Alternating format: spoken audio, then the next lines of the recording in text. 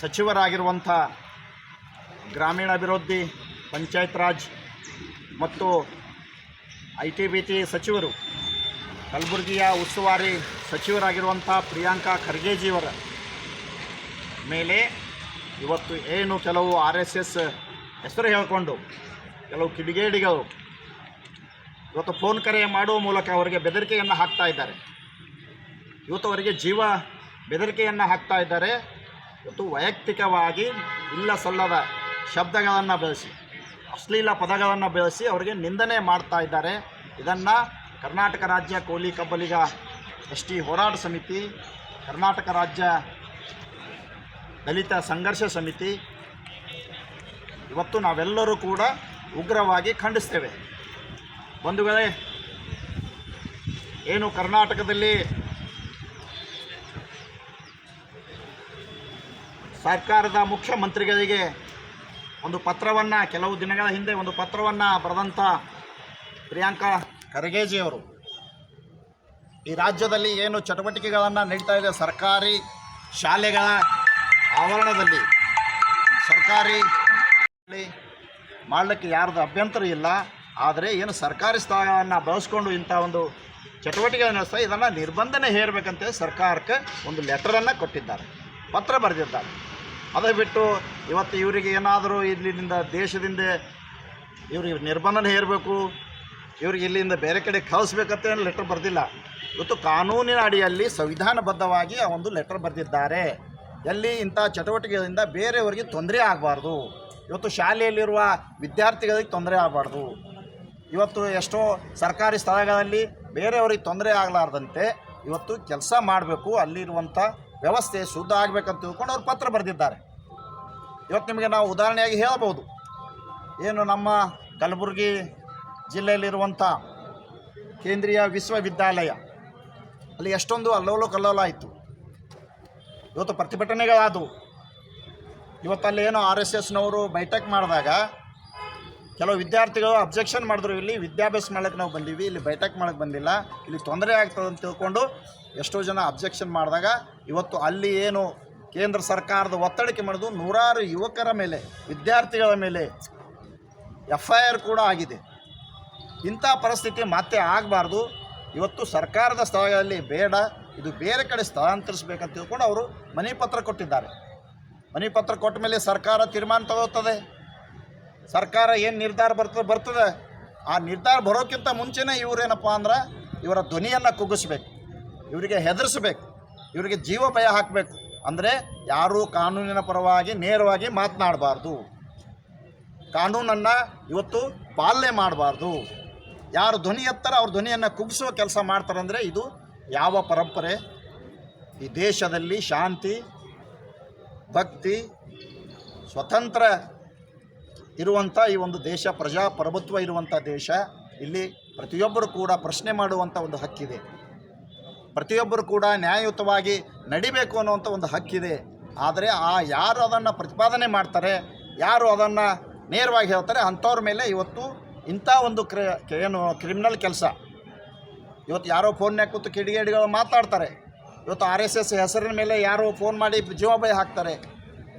ಅಂದರೆ ಇವರು ದೇಶ ಭಕ್ತರಾಗಿ ದೇಶದ ರಕ್ಷಣೆ, ದೇಶದಲ್ಲಿ ಒಂದು ವ್ಯವಸ್ಥೆಯನ್ನು, ಸುವ್ಯವಸ್ಥೆಯನ್ನು ಕಾಪಾಡ್ತೇವೆ ಅಂತ ಬಾಯಿಲೇ ಹೇಳೋರು ಇವತ್ತು ಇಂಥ ಕಿಡಿಗೇಡಿ ಕೆಲಸ ಮಾಡ್ತಾ ಇದ್ದಾರೆ. ಇದನ್ನು ನಾವು ಖಂಡಿಸ್ತೇವೆ. ಇವತ್ತು ಈ ದೇಶದಲ್ಲಿ ಇವತ್ತು ಏನು ಕೇಂದ್ರ ಸರ್ಕಾರ ಇದೆ, ಇವತ್ತು BJP ಪಕ್ಷದವರಿದ್ದಾರೆ, ಇವತ್ತು RSS ಸಂಘದವರಿದ್ದಾರೆ, ಅವರೆಲ್ಲರೂ ಕೂಡ ಇಂಥ ಏನು ಅವಾಚ್ಯ ಶಬ್ದ ಮಾತಾಡ್ತಾರೆ ಅಂಥವ್ರಿಗೆ ಕಡಿವಾಣ ಹಾಕಬೇಕು, ಅಂಥವ್ರಿಗೆ ಸಂಘದಿಂದ ಹೊರಗೆ ಹಾಕಬೇಕು. ಸರ್ಕಾರ ಇವತ್ತು ಏನು ಮಾಡ್ತದೆ ಬಿಡ್ತದಂತಲ್ಲ, ನಿಮ್ಮ ಒಂದು ಸ್ವಯಂ ಸೇವಕ ಸಂಘ ಏನಿದೆ ಆ ಸಂಘದಿಂದ ಅಂಥವ್ರಿಗೆ ಹೊರಗೆ ಹಾಕಬೇಕು. ಇವತ್ತು ಕಾನೂನಿಗೆ ಗೌರವ ಕೊಡಬೇಕು. ಇವತ್ತು ಅವ್ರು ಪತ್ರ ಬರೆದಾರೆ, ನೀವು ಕಾನೂನಾತ್ಮಕವಾಗಿ ಉತ್ತರ ಕೊಡಬೇಕು, ಇವತ್ತು ಕಾನೂನಾತ್ಮಕವಾಗಿ ಹೋರಾಟ ಮಾಡಬೇಕು. ಇವತ್ತು ಅವರು ಒಂದು 5 ಪ್ರಶ್ನೆಗಳನ್ನು ಕೇಳಿದ್ದಾರೆ. ಇವತ್ತು ದೇಶದ ಸಂವಿಧಾನವನ್ನು ಗೌರವಿಸಬೇಕು, ಈ ದೇಶದ ರಾಷ್ಟ್ರಧ್ವಜವನ್ನು ಗೌರವಿಸಬೇಕು, ಈ ದೇಶದ ಕಾನೂನನ್ನು ಗೌರವಿಸಬೇಕು, ಈ ದೇಶವನ್ನು ಪ್ರೀತಿಸಬೇಕಂತ ಹೇಳಿ ಒಂದು 5 ಪ್ರಶ್ನೆಗಳನ್ನು ಕೇಳಿದ್ದಾರೆ. ಏನು ತಪ್ಪಿದೆ? ಇವತ್ತು RSS ಕಚೇರಿ ಮೇಲೆ ಈ ದೇಶದ ಧ್ವಜ ಯಾಕೆ ಹಾರಿಸಬಾರ್ದು? ಇವತ್ತು ಸಂವಿಧಾನವನ್ನು ಬದಲಾಯಿಸ್ತೇನೆ ಅಂಥೇಳಿ ಮಾತಾಡೋರು ಇವತ್ತು ನಿಮ್ಮ ಸಂಘದ ಸದಸ್ಯರಿರ್ತಾರೆ. ಇವತ್ತು BJP ಪಕ್ಷದ ಸಂಸದರು ಇರ್ತಾರೆ. ಅಂಥವ್ರಿಗೆ ನೀವು ಏನು ಮಾಡ್ತೀರಿ? ಅಂಥವ್ರನ್ನ ಪೋಷಿಸುವ ಕೆಲಸ ಮಾಡಬಾರ್ದು. ಈ ದೇಶದಲ್ಲಿ ಶಾಂತಿ ಸುವ್ಯವಸ್ಥೆ ಕಾಪಾಡಬೇಕಾದಂಥ ಸಂದರ್ಭ ಇದೆ. ಈ ದೇಶದಲ್ಲಿ ಯಾವತ್ತೂ ಕೂಡ ಅಶಾಂತಿ ಉಂಟು ಮಾಡಬಾರ್ದು ಅಂತ ತಿಳ್ಕೊಂಡು ನಾವು ಕೂಡ ಒತ್ತಾಯ ಮಾಡ್ತೇವೆ. ಇದನ್ನು ಪ್ರಿಯಾಂಕ್ ಖರ್ಗೆ ಅವರು ಕೇಳಿದ್ದಾರೆ. ಇವತ್ತು ಇದಕ್ಕೆ ವಿಚಲಿತಗೊಂಡಂಥವ್ರು ಏನು ಈ ಒಂದು ಕೃತ್ಯಕ್ಕೆ ವಿಚಲಿತ ಇವತ್ತು ಎಲ್ಲರನ್ನ ಎಬ್ಬಿಸಿಕೊಂಡಿರುವಂಥ ಕೆಲಸ ಈ ದೇಶದಲ್ಲಿ ಆಗಬಾರ್ದು. ಈ ಹಿಂದೆ ಈ ದೇಶದಲ್ಲಿ ಸಾಕಷ್ಟು ಅನಾಹುತಗಳಾಗಿವೆ. ಈ ದೇಶಕ್ಕೆ ಸ್ವತಂತ್ರ ಕೊಡಿಸಿದಂಥ ಮಹಾತ್ಮ ಗಾಂಧೀಜಿಯವರನ್ನೇ ಕೊಲೆ ಮಾಡಿದ್ದಾರೆ. ಮಹಾತ್ಮ ಗಾಂಧೀಜಿಯವರು ಈ ದೇಶಕ್ಕೆ ಸ್ವತಂತ್ರ ಸಲುವಾಗಿ ತಮ್ಮ ಜೀವನವನ್ನೇ ಪಣಕ್ಕಿಟ್ಟು ಹೋರಾಟ ಮಾಡಿದ್ದಾರೆ. ಈ ದೇಶಕ್ಕೆ ಸ್ವತಂತ್ರ ಕೊಡಿಸಿದ್ದಾರೆ. ಅಂಥವರನ್ನೇ ಗುಂಡಿಟ್ಟು ಕೊಲ್ಲಿ ನಾನು ಇಂಥವರನ್ನು ಗುಂಡಿಟ್ಟು ಕೊಲ್ಲದಂಥವ್ರು. ಇವತ್ತು ಕಾನೂನನ್ನು ಗೌರವಿಸಿ ಕಾನೂನಾತ್ಮಕವಾಗಿ ಹೋರಾಟ ಮಾಡಿದಂಥ ಮಹಾರಾಷ್ಟ್ರ ದಾಬೋಲ್ಕರ್ ಹೋರಾಟಗಾರರು ಅವರಿಗೂ ಕೂಡ ಹತ್ಯೆ ಮಾಡಲಾಯಿತು. ದೇಶದಲ್ಲಿ ಡಾಕ್ಟರ್ MM ಕಲಬುರ್ಗಿಯವರಂಥ ವಿಚಾರವಂತರು, ನ್ಯಾಯವಂತವರು, ನೀತಿವಂತರು ಕಾನೂನನ್ನು ಗೌರವಿಸಿ ಕಾನೂನನ್ನು ಕಾಪಾಡಬೇಕು, ಕಾನೂನಿನ ಪರವಾಗಿ ಮಾತಾಡಿದಂಥವ್ರು ಕೊಲೆ ಮಾಡ್ತಾರೆ. ಇವತ್ತು ಗೌರಿ ಲಂಕೇಶ್ ಅವರು ನೋಡ್ರಿ, ಅವರನ್ನು ಕೂಡ ಕೊಲೆ ಮಾಡಲಾಯಿತು. ಅಂದರೆ ಯಾರು ಕಾನೂನಿನ ಪರವಾಗಿ ಬಡವರ ಪರವಾಗಿ ಧ್ವನಿ ಎತ್ತಾರೆ, ಇವತ್ತು ಇಲ್ಲಿ ಶಾಂತಿ ಕಾಪಾಡಲಿಕ್ಕೆ ಪ್ರಯತ್ನ ಮಾಡ್ತಾರೆ, ನ್ಯಾಯದ ಪರವಾಗಿ ಹೋರಾಟ ಮಾಡೋಕ್ಕೆ ಪ್ರಯತ್ನ ಮಾಡ್ತಾರೆ, ಅಂಥವ್ರನ್ನ ಕೊಲೆ ಮಾಡೋದು, ಅಂಥವ್ರನ್ನು ಜೀವ ಬೆದರಿಕೆ ಹಾಕೋದು, ಅಂಥವ್ರನ್ನು ಅಶ್ಲೀಲ ಪದಗಳಿಂದ ಬೆಳೆಸೋದು, ಇವು ಎಲ್ಲಿಯ ಒಂದು ಸಂಸ್ಕೃತಿ? ಇದು ಬದಲಾಗಬೇಕು. ಇವತ್ತು ಬದಲಾಗಬೇಕು. ಇವತ್ತು ಡಾಕ್ಟರ್ ಬಾಬಾ ಸಾಹೇಬ್ ಅಂಬೇಡ್ಕರ್ ಕೊಟ್ಟಂಥ ಸಂವಿಧಾನ ಅಡಿಯಲ್ಲಿ ಇವತ್ತು ಈ ದೇಶ ಸುಭದ್ರದ ಒಂದು ಸ್ಥಿತಿಯಲ್ಲಿ ನಡೀತಾ ಇದೆ. ಇವತ್ತು ಪ್ರಜಾಪ್ರಭುತ್ವದ ವ್ಯವಸ್ಥೆಯಲ್ಲಿ ನಾವೆಲ್ಲರೂ ನಂಬಿಕೆ ಇಟ್ಟು ಇವತ್ತು ಪ್ರಜಾಪ್ರಭುತ್ವದ ಒಂದು ಹೆಸರಿಗೆ ಕಳಂಕ ಬರದಂತೆ ನಾವೆಲ್ಲರೂ ನಡ್ಕೊಳ್ಬೇಕು, ಕಾನೂನಿಗೆ ಗೌರವ ಕೊಡಬೇಕು. ಹೀಗಾಗಿ ಇಂಥ ಒಂದು ಏನು ಕೃತ್ಯವನ್ನು ಮಾಡ್ತಾ ಇದ್ದಾರೆ, ಇವತ್ತು ಅವರಿಗೆ ಹೆದರಿಸಲಿಕ್ಕೆ ಪ್ರಯತ್ನ ಮಾಡ್ತಾರೆ, ಅದು ಎಂದೂ ಸಾಧ್ಯವಿಲ್ಲ. ಗಂಡು ಮೆಟ್ಟಿದ ನಾಡು ಕಲಬುರಗಿಯ ಹೆಮ್ಮೆಯ ಡಾಕ್ಟರ್ ಮಲ್ಲಿಕಾರ್ಜುನ ಖರ್ಗೆಜಿಯವರ ಸುಪುತ್ರ ಇವತ್ತು ಪ್ರಿಯಾಂಕ್ ಖರ್ಗೆಯವರು ಎಂದೂ ಹೆದರೋರಲ್ಲ. ಇಂಥ ಸಾವಿರ ಬೆದರಿಕೆರೆ ಬಂದರೂ ಹೆದರೋರಲ್ಲ. ಕಾನೂನಿಗೆ ಗೌರವ ಕೊಟ್ಟು ಕಾನೂನಿನ ಸಲುವಾಗಿ ಎದೆ ಕೊಟ್ಟು ಕೆಲಸ ಮಾಡುವಂಥ ಸಾಮರ್ಥ್ಯ ಇವತ್ತು ಪ್ರಿಯಾಂಕ್ ಖರ್ಗೆಜಿಯವರ ಬಲ್ಲಿದೆ. ಇವತ್ತು ಪ್ರಿಯಾಂಕ್ ಖರ್ಗೆ ಅಂದರೆ ಒಂದು ಸಣ್ಣವರಲ್ಲ, ಸಣ್ಣ ಶಕ್ತಿ ಅಲ್ಲ, ಅದೊಂದು ದೊಡ್ಡ ಶಕ್ತಿ. ಪ್ರಿಯಾಂಕ್ ಖರ್ಗೆ ಅಂದ್ರೇ ಒಂದು ಶಕ್ತಿ. ಆ ಶಕ್ತಿಯನ್ನು ಕುದಿಸ್ಲಿಕ್ಕೆ ಯಾರಿಂದ ಸಾಧ್ಯ ಇಲ್ಲ.